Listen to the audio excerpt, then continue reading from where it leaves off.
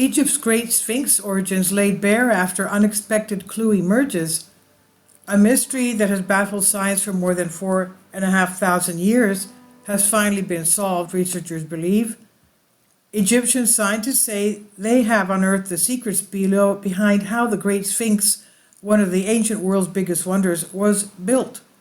The origins of the Sphinx have baffled researchers for decades, with many agreeing that the statue's face was hand-carved more than 4,500 years ago by stonemasons.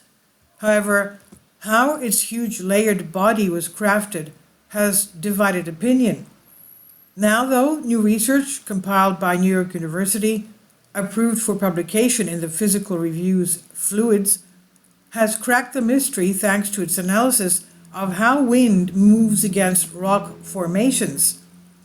Scientists took heaps of soft clay with harder, more durable material embedded inside it to replicate the northeastern Egypt terrain. They washed the formations with fast-flowing streams of water to act as the wind it would have faced as well. And by the end of the experiment, the clay resembled the same texture of the Sphinx. In a statement, Leif Ristroff, the study's senior author, said, "Our findings offer a possible origin story for how Sphinx-like formation can come about from erosion." He said, "Our laboratory experiments show that, surprisingly, Sphinx-like shapes can in fact come from materials being eroded by fast flows."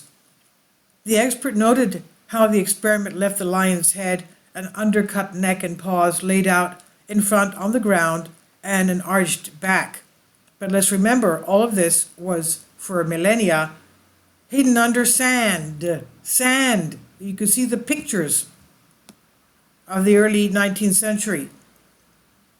So experts noted the experiment left the lion's head, an undercut neck and paws laid out in front of the ground, and an arched back.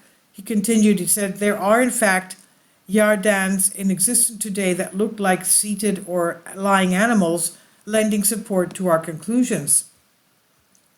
The experiment was working on a theory that had been originally proposed back in 1981.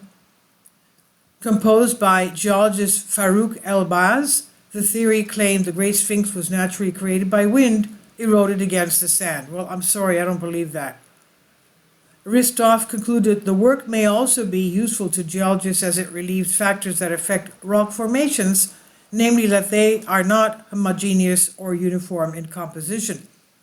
The unexpected shapes come from how the flows are diverted around the harder or less erodible parts. And this is on Express UK by Clive Hammond. "Do you believe the Great Sphinx was eroded by sand?"